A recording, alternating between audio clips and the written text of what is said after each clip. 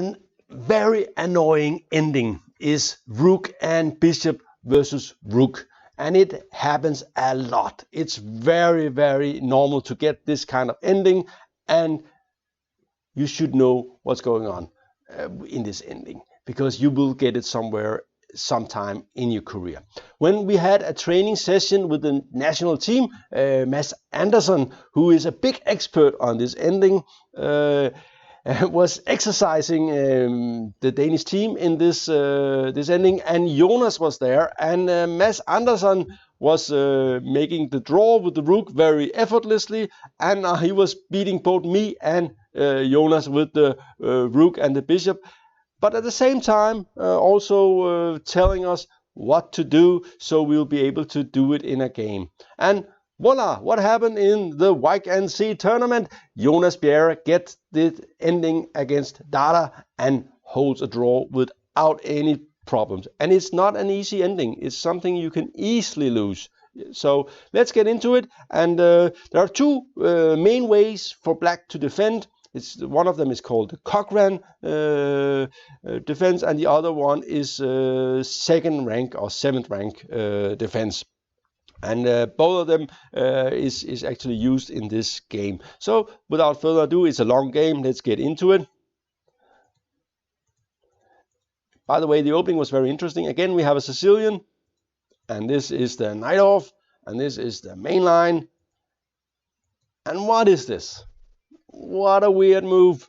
You play bishop g5 and black plays knight d7, and you go back, and is knight d7 misplaced? What's going on? Of course, in this position you get the English attack without this bishop coming here, which is nice. So black is more or less forced to have an e6 position, but I'm sure Kasparov would argue that no way this can be okay for this can be a problem for black. At least you could even play this and say, okay, I have a Dragendorf with a tempo up. But of course, white's idea is to play some sort of English attack with d4, and so the bishop is in the way. You also have another idea. I think I would suggest that black should play e6 here. That looks natural. He did play b5, trying to get this bishop here, and maybe later play this, so playing sort of an accelerated Dragunov. But there was a problem with this, and that's a4.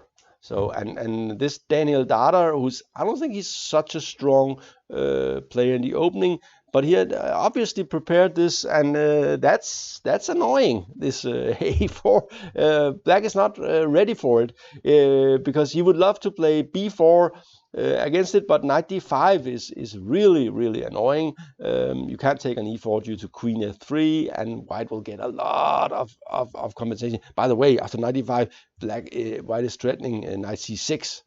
So this is a problem. So I don't think b5 was the best move, and this was of course not the plan. And this move is cool, and that's always nice. And I don't think Jonas realized what was going on here. It's nice preparation, and we see that it would have been nice for black if black just had played e6, bishop e7, and castle here. Of course, the rook would be ridiculous on b4. But since the king is far away from castling, this is very dangerous for black. Queen a5 attacking the rook, and of course there is a pin down here, but white had prepared this move. What is that? And he probably has seen a game that Kasparov won against Shirov, where he in the Sveshnikov, where he sacrificed the exchange there, and the knight here is very bad. The white squares is a problem. Is this correct? Yes, it is. It's a great play by white, who has tremendous compensation here. d6. Black is trying to get the pieces out. Here comes another great move, which was definitely prepared by white long ago. Of course, attacking the queen and taking away squares from this knight down here that is in a bad way. By the way, taking is not very funny because of this, and black is in serious danger of getting blown away immediately. So queen c7 and queen a1 still coming this way, and check, and something like this is really not fun. So he has to go here, and white has fantastic compensation already. So great play by white, but we still have 100 moves to go, so let's go a little bit faster. The ending is good. You can't take it because of the pawn and b7 and bishop f3 and stuff like that. So you have to go, and white gets this pawn, and of course it has a very clear advantage. b5.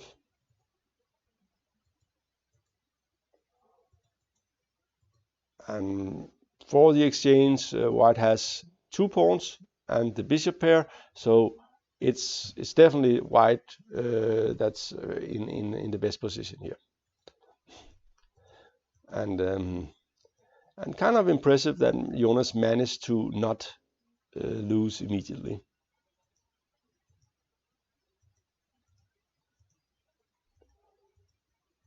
And yeah, makes sense. This ending is, of course, it's probably drawn, but it's very unpleasant. And they will play for a long, long time. It's a kind of ending you can easily lose. By the way, notice that exchanging the rooks is clearly in black's favor. The bishop ending is rather simple draw.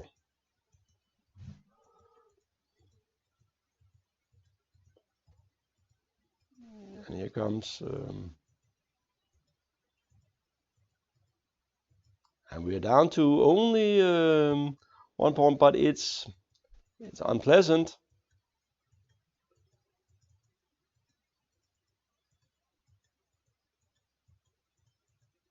Comes the other pawn. And this should be, of course, be drawn, but it's still something you can lose. And here Jonas decides to go into this ending. And I think he was pretty confident that he knew how to defend it. And that's why you should train these kind of things. And it takes a lot of training. So let's see how to defend this. White's idea is to drive the black king towards the edge of the board and create mating threats. And it's been lost a lot by black players, this ending, because it's very easy to lose. But if you know what you're doing, it's also easy to draw. So that's why it makes sense. White has to use the bishop here to guard the king from checks. And black, of course, would like to give a lot of checks. King b4. And by the way, black is always, when he's using, as he is right now, the Cochrane defense, he is trying to move opposite the king. So when the king goes somewhere, you try to go the opposite direction, so they don't get into too close contact. If something messes up, black will switch to the second row defense. And this is the Cochrane position.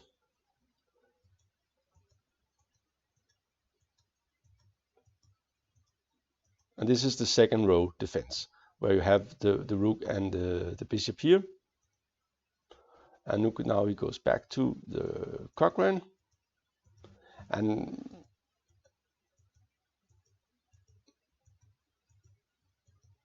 this is second row defense. And this system is, the thing to know here is that it's not very easy for black to actually get anything here, for white to get anything here.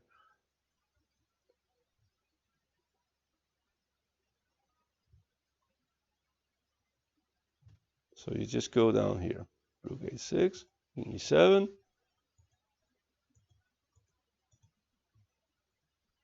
And the trick you really must know is after this move, black has this. And this is the second row defense.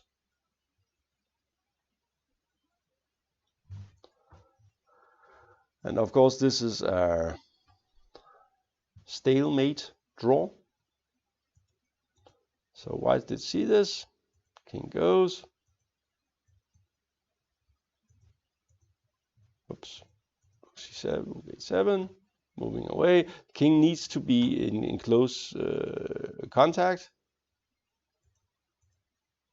Check. B6. King A5. And we are back in the Cochrane defense where you pin the bishop with the rook, making sure the king cannot move forward. And by the way, the rook is actually better on the second rank than the 8th rank if the position is reversed. And here Daniel decided that okay, Jonas has proven he both know the Cochrane defense and the second row defense, so I'm not gonna win this game, and Jonas has earned a draw. And he didn't earn this draw at the board. Of course, he had to play precisely, but he earned it at home by training this position. And I can recommend that you put it up and play it against a training body, one of your friends. Just play it out and see if you know how to defend, or if you know how to win. If the defense is not good, it's excellent way of training this. So thanks to Mats Andersson for teaching us, and well, also humiliating us a little bit with his big knowledge about this ending. This was GM Talks, and hope you enjoyed this video, even though it was a very long game.